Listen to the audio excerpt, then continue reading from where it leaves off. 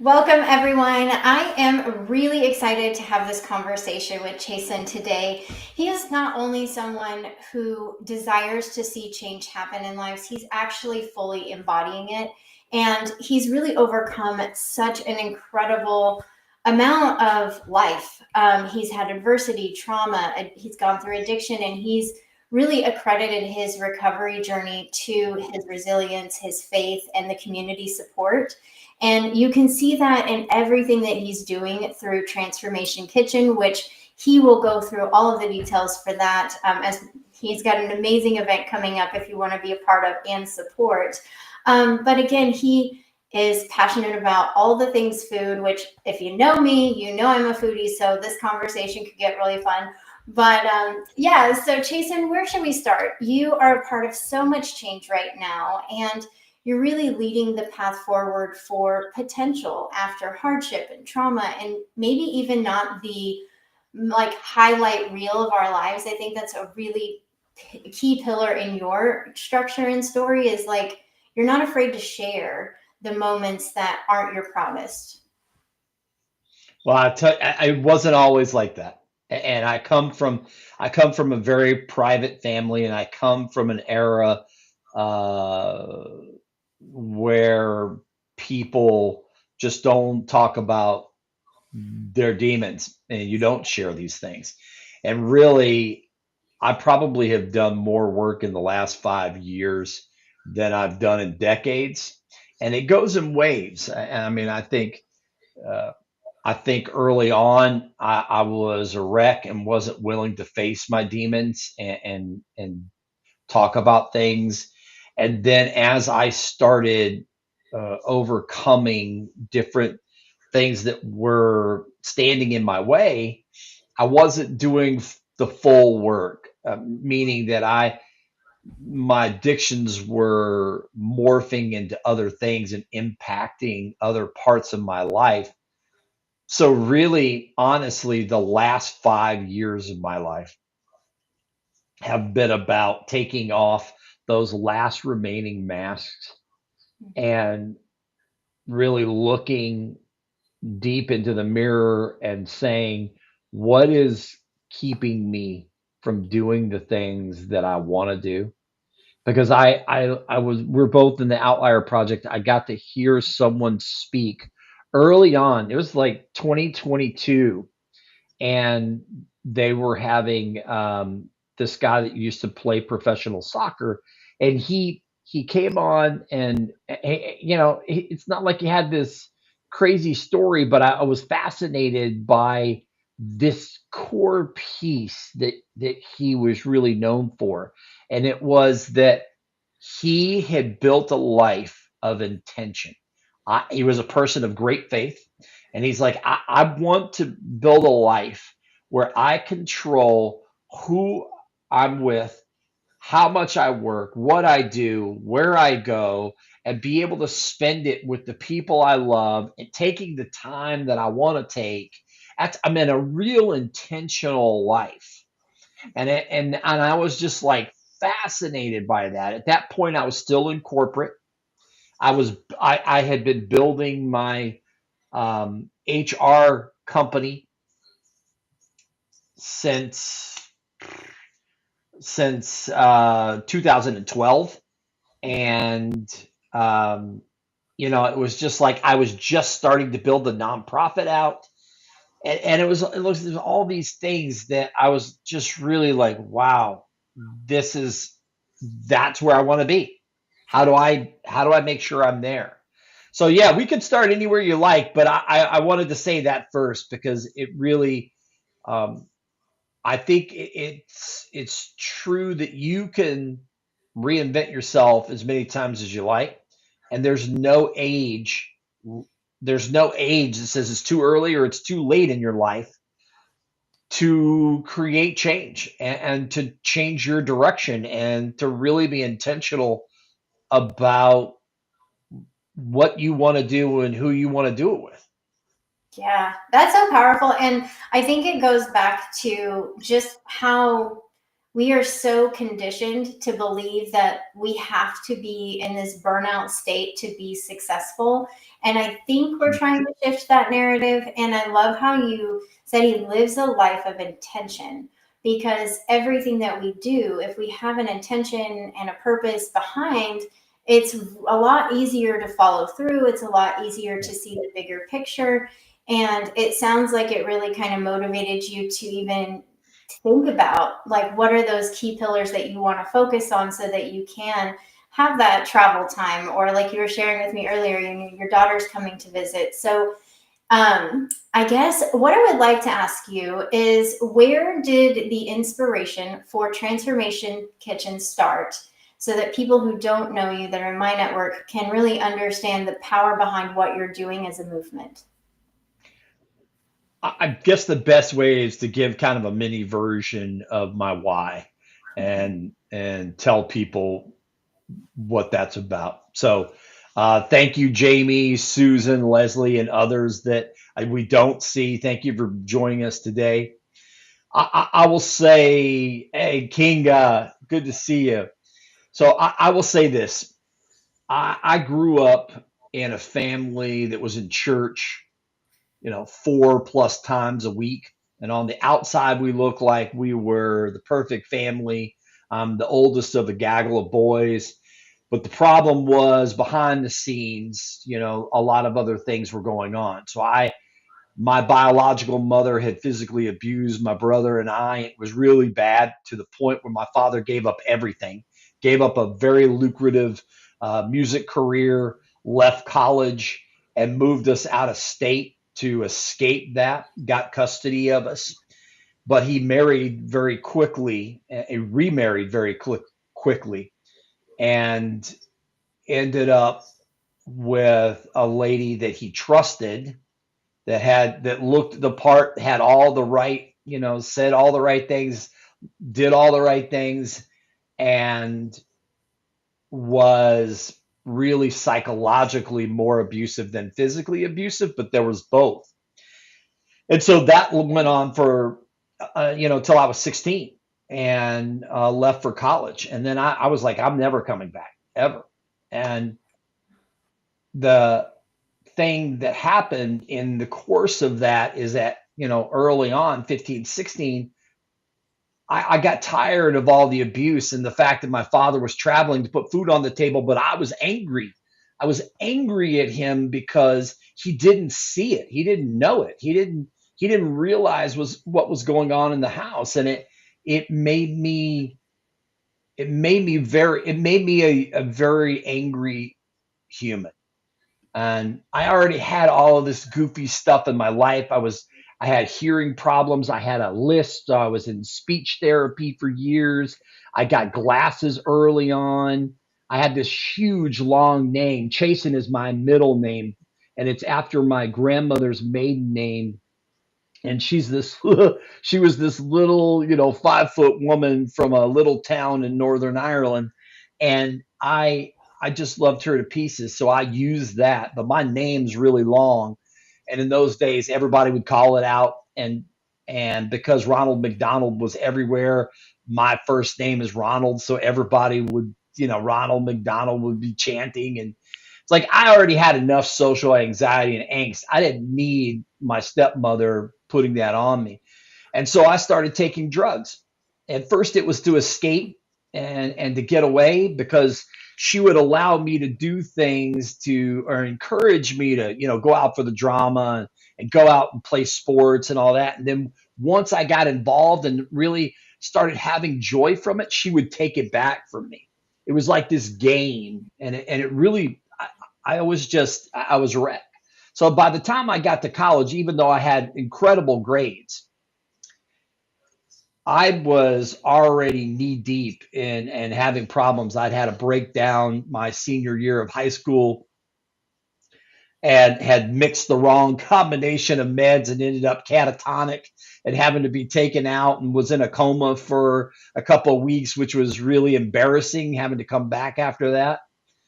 And I went to 3 different high schools, and we flipped back and forth from a couple of different states. And I ended up just deep into becoming a drug addict, was homeless, got incarcerated. Literally, my third year of college, I was at University of North Texas, and I was physically removed and incarcerated, and it started me down this path. And I had a lot of highs and lows, but the thing that saved me was the thing that didn't make any sense in that Right. time in the early 80s. Sex, drugs, and rock and roll was just part of the culinary scene. Burning the candle at 12 ends, working these crazy hours and going and partying all night and then coming back the next day and doing it all over again. That was just like a daily routine. It was just that was like your those were your tattoos of doing what the rest of the people were doing.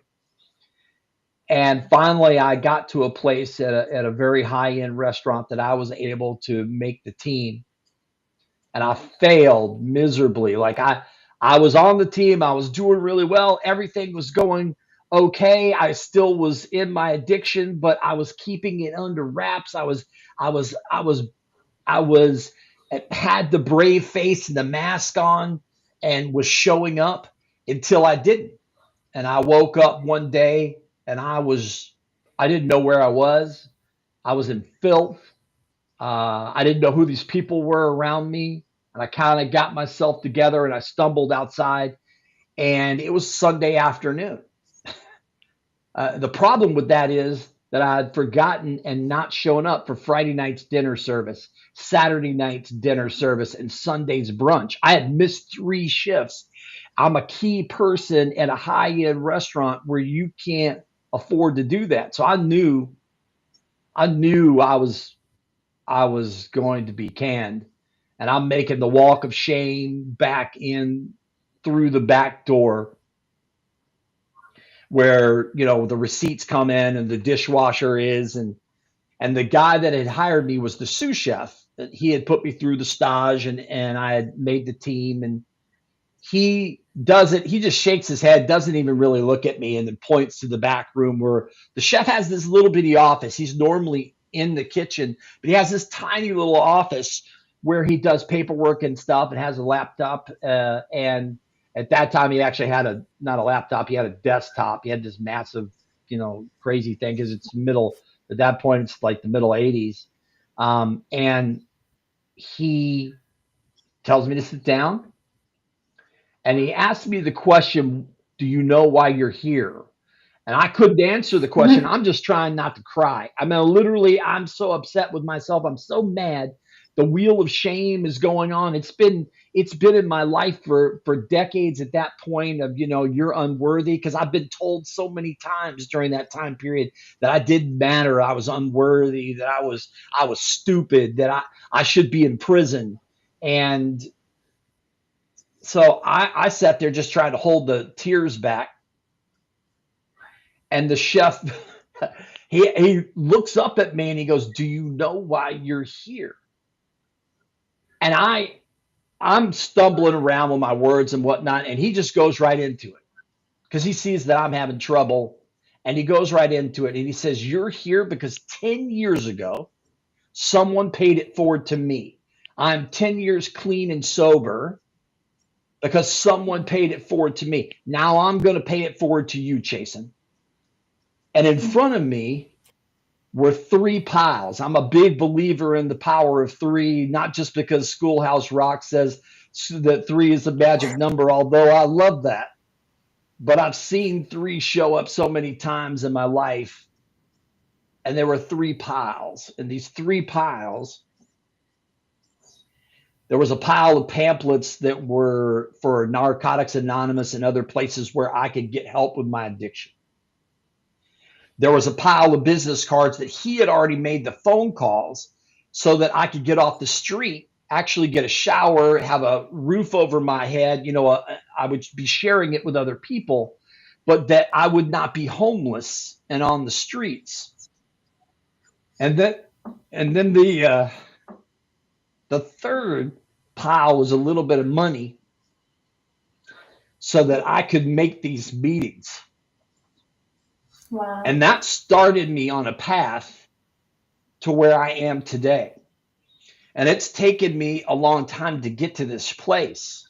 But now I'm at a place at 60 where I can pay it forward to other people. And we do that in the form of Transformation Kitchen.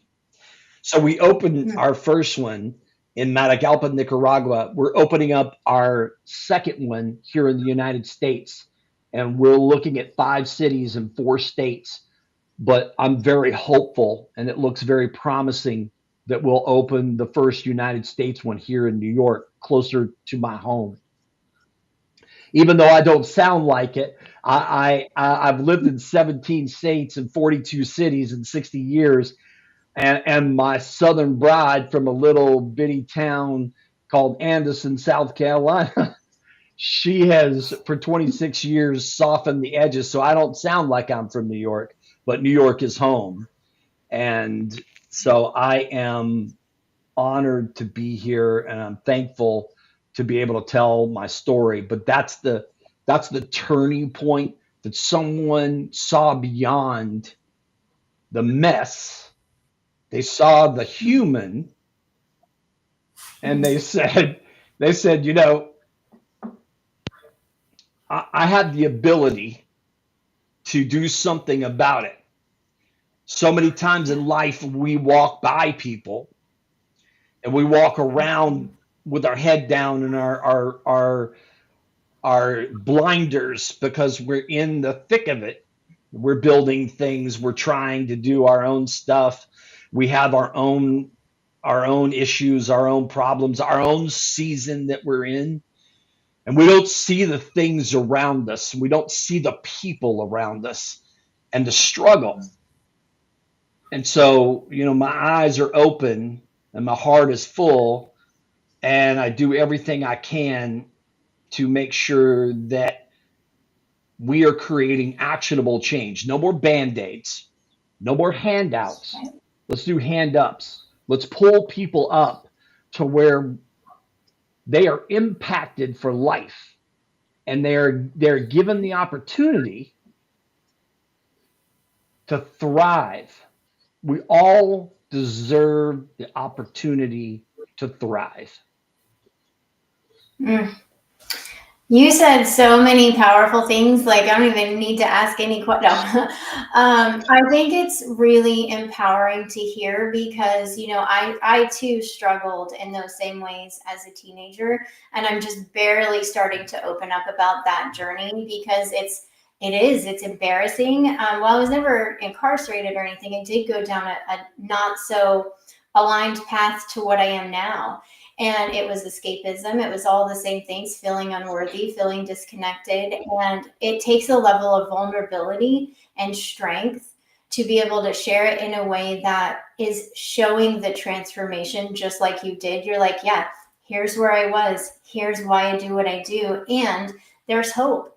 And it just gives you insight that people like you and I, we can go through some of the like gnarliest things that society looks at and really create beautiful maybe not afterlife, but beautiful afterthoughts of just pure divine, I believe it's divine orchestration, but community, helping people see the potential in themselves. And that's what Transformation Kitchen is doing, is it's giving the opportunity for people to come out of those hardships. And your story moved me just from listening, and I've heard it other times, but like the way that you said it today just really speaks to, I think, where we're at as a society anyway, because how many people that are even listening have those moments in life that they're not proud of or that they've struggled with, and they hide it because society will either condemn you or they will support you. And we're having to slowly come out of that shell to show others a new path forward. And so I just appreciate that you are open enough to share these moments, and B, that you have the courage to take that next step. And then beyond that, not only did you get the help yourself, you just knew in your heart, like, I've been paid it forward now. And so I'm going to go on and I'm going to do these great things. And I'm going to do it really well so that others get that Yeah. chance. Um, yeah. So with that being said, can you tell people about Transformation Kitchen and how exactly you guys are helping to support communities? And even I'm excited to talk about the first location Yeah, here. So let's dive into. sure. So, the thing that bothers me when I look out at the landscape of nonprofits and for profits that help people in communities is the fact that it isn't a community, that we cycle people through a program under the guise that we're helping when in actuality we're cycling and creating band-aids, and we're creating more of the same. We're not fixing a problem, we're actually adding to the problem, because then people get used to that cycle and they can't break free from it.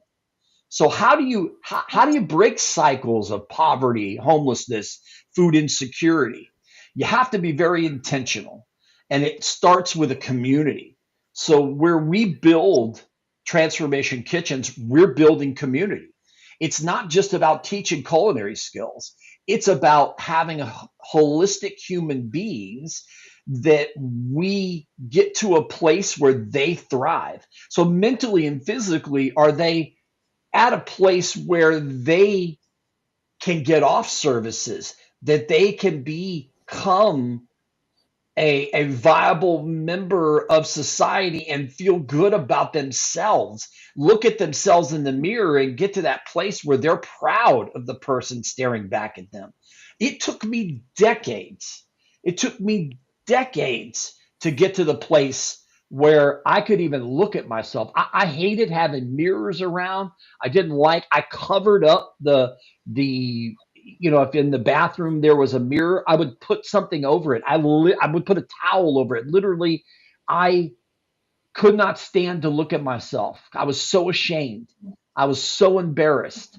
I was like, how did someone with straight A's and honors, that placed out of everything and had a full scholarship to get into college, got accepted to Michigan, which is not an easy school to get into, especially if you're out of state. How does that person get forcibly removed their third year of college when you're barely even having like a 2.0 grade point average, and you get put in jail? How does that happen? And I think of those things, and I think of the stuff, a lot of terrible things that I did in my life to get the drugs, because I didn't have two pennies to rub against it, and I did some awful things myself and to other people. I broke a lot of trust, and I did some stuff that I am not proud of. So it took me a long time to get to that place. But getting back to your question, I think we want everybody to thrive, but we also want them. It's not just about finding equitable living wage jobs. It's about, are you okay? Because that's the thing that really irks me the most, is that organizations will go, man, we just had 100 people this year go through our program. We're pat ourselves on the back. Look at, we're doing great. And you go follow up with those 100 people that went through the program this year. 25 of them are incarcerated again. There's another 25 of them that are either homeless or at poverty level. There's another 25 of them that are working, but they're not making a living wage. It's time that we stop looking at just the metrics, and we look at the human beings, and we create a way and a system that breaks these chains in a community fashion. It's on our t-shirts, and I just love this to death. I thank our merch page, Tisha and Ginger, for coming up with this. But we don't just flip eggs, we flip lives. And that really says it all. Yeah. Yeah.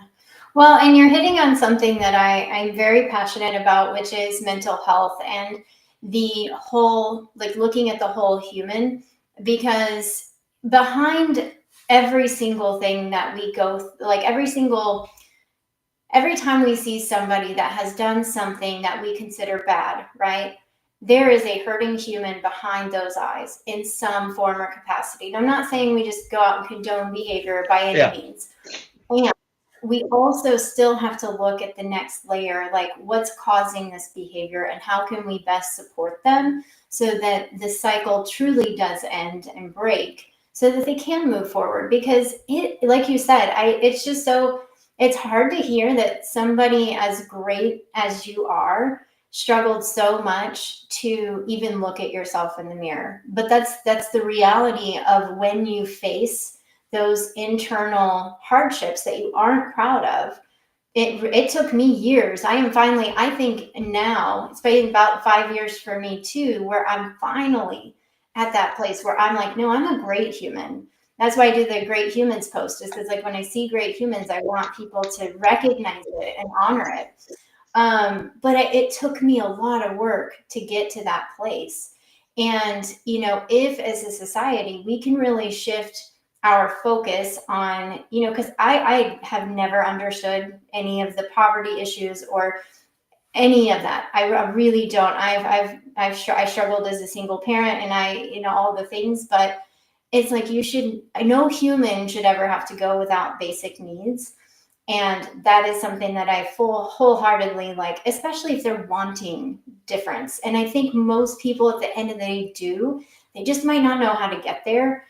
And that's where programs like this can really empower them to first, I think what I'm hearing you say, it's first see themselves as a human being again, because most of your identity has completely been shaken and shifted away when you've gone through life experiences like that.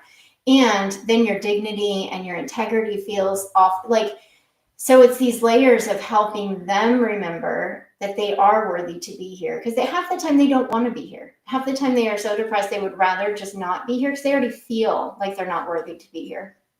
And so I know that you're also about, suitable living wages, and you have other programs that kind of coincide with your nonprofit, which is really beautiful. And a couple of questions that I have. If somebody's like hearing this right now, how are ways that they can get involved and support this organization? And what are those needs that you guys are looking for right now? It's a great question, and I appreciate you asking it.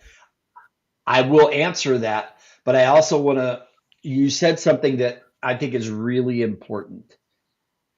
One of the first people that we put in place was our director of student wellness. And a lot of you may know her. I know a lot of people, and I can't keep up with all the comments, but I appreciate, and I'll go back and look at them and address it, and address everything that people have said. And I thank everybody for being here. I will tell you the first person we put in place is Sarah O'Brien, or Sarah O'Brien Fargo, and she's our Mhm. director of student wellness. That was the first intent, is to make sure that we have someone that is going to help people work through what they need. And we're building on that so that when we go to different areas, there's someone or people that can give resources that are licensed in that area, wherever the Transformation Kitchen is, to make sure that people have someone to talk to. No judgment, psychological, safe environment to lay it down just as if you were in NA or AA, because a lot of people will be coming from different trauma. So I want trauma informed people that understand what it means to go through different seasons, because I've gone through them and I know how important it is. Going back to your question, I think it really depends on the human being. There is so much you can do, and people think that the only way that they can help a nonprofit is through finances. That is so far from the truth. There's so much that you could do.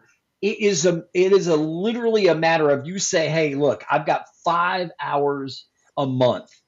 How can I best serve? If you come with a heart of service and you say, I love your mission, I love your vision, I love your purpose, I love TK, tell me more about it. I want to see how my talents can be plugged in. To me, that is like, I mean, that's music to my ears because there's so much that you could do, there's so much you can do. But even if that is like, okay, that's too much. I really don't. I'm building things on my own. I don't have time for that. I wish I could chase him, but right now I'm in a season that is full, so I don't have the time to do those things. What can I do instead?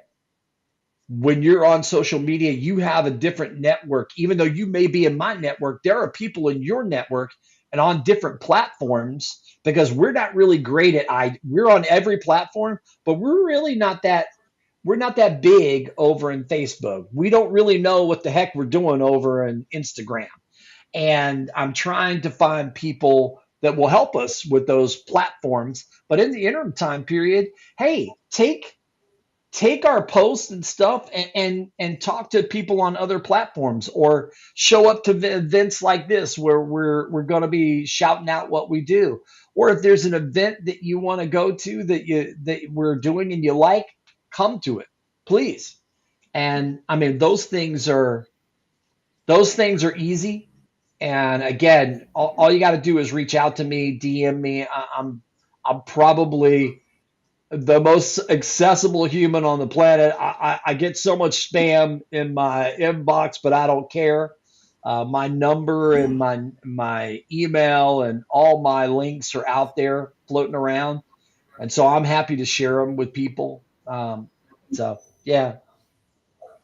Yeah, and tell, okay, so I know you announced this yesterday, so I can officially bring it on here. So I was like, well, I'll see if he's announced it yet. But so you have your annual fundraiser coming up, which is a super fun virtual event. Can you tell us a little bit about it? And then maybe even share the special news about the 90th birthday. I would love for you to Oh, just kind of like okay, highlight on that. cool. All right, So yeah. Well, I'm going to give you 4 minutes. no, well, it's so we have two events that have now are going into their second year. And the first of that is it's our second annual Feed for Good. And what we do is we combine art, food, and music. Art, food, and music to me are the three things that transcend biases and barriers and just make a huge difference. So we get people that are musicians and are artists that are chefs or that are somewhere connected in the culinary world, and we get them to do these presentations. So it's a 2-hour event, and Jen Lynn is going to be our MC. She's going to run the controls behind the scenes, and we're going to I'll be on stage the entire time and introducing people and interacting with the audience. However, it is so. I mean, we've got Rachel Drunka Miller. We've got Phil's going to play and sing. I mean, we've got so many cool people. Mumboni, who's Kenyatta, and her band are going to play. We've got chefs doing presentations. I mean, artists that are doing their rendering. Trevor, I'm so excited for his rendering and his storytelling. And we're making T-shirts. Actually, our merch page took our event from March, where Claudia Marulunda did this incredible picture, and we're gonna put that on we're digitizing it and putting it on the front of the T-shirt. And then on the back, we've got our sponsors. So we've got 7 main sponsors for the event, and I'm so thrilled. We'll be selling the T-shirt. You can get the tickets now. I actually opened it up early, so you can get the tickets, and then it's really not that expensive. I think it's like $25. You get a ticket, and you can have the video. Like you'll have a copy of the recording. So even if you can't make the whole 2 hours, or you can't make any of it, but you want to be part of it, you can buy a ticket, you can donate, you can do both, and you're entertained. And so we'll also have giveaways for people that are there live. We are going to have giveaways of some books that people have been kind enough to give us copies of. And we'll send those out to people, and we'll give away some T-shirts too. So very cool. Uh, Okay, I love the 90th birthday. This is really cool. so Like, I I'm before excited. I could chicken out, a chef buddy of mine here locally in Beacon asked me to MC an event that got approved by the Jacques Pepin Foundation. So Jacques Pepin turns 90 this year, and there are 90 dinners all around the United States called 90 for 90 to celebrate the Jacques Pepin Foundation and to highlight this amazing chef and the work that he's done over the past 90 years. So there's an event here locally across the, maybe 20 minutes from me in Beacon, New York, and I'm going to be part of it.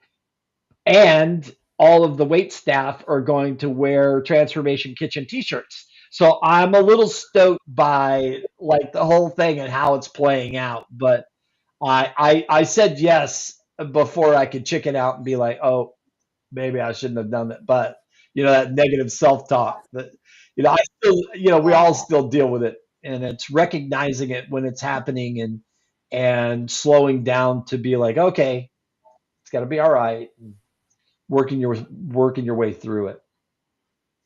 Yeah, I think that's one of the things that people just think like you get to this place and you're just all Yeah, great and you're like never no, self-doubt. it's But like every time we shift into something new, there's that sense of excitement and unease at the same time, which can, either propel us forward or hinder us from making that step. And so it is, like you said, about noticing it and being able to say, all right, I'm better than yeah. this.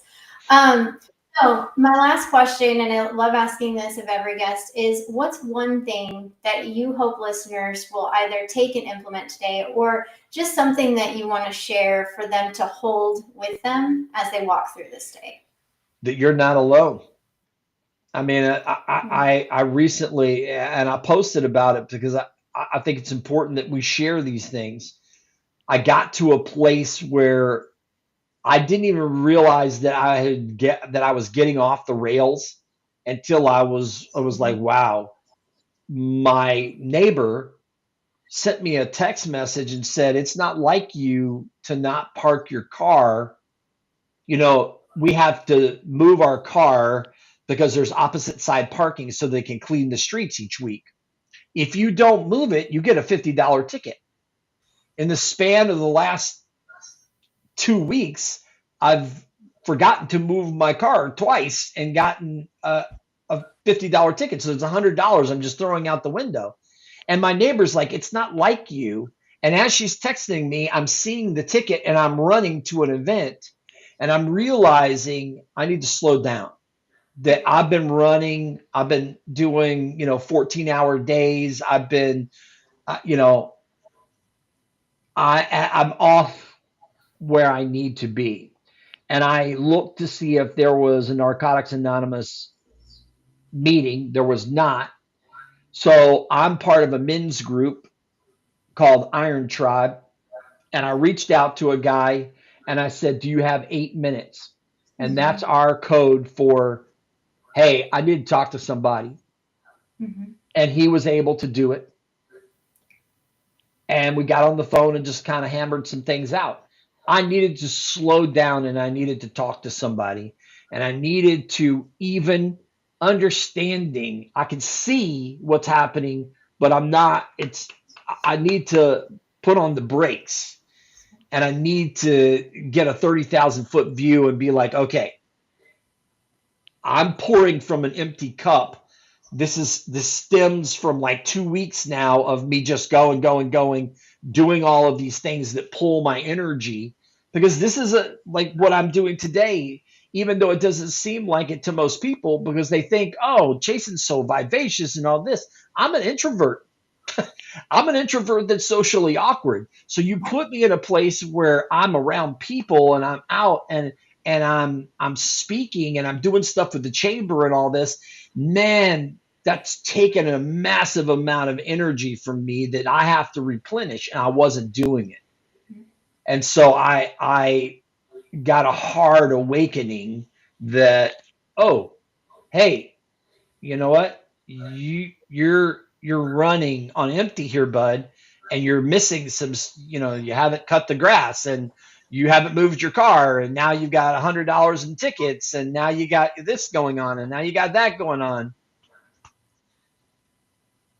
So it's one of those things that I want to tell people that you matter, and that there are people around you, and if you don't have anybody, you're not someone that wants to dial the 888, or you are at a place where things are kind of hectic, because I've been there in my life where I made some choices that I'm lucky to be sitting here having this conversation with you about. You can contact me, Mhm. and I will take your call, and I'm happy to just listen and be a voice, and then direct you to some people that might be able to help you even better. So, Wow. I mean, you have given us so much hope and inspiration. And, I've often said that everybody that comes on here tears up a little bit in some ways. So, like it's a beautiful part of our human, journey.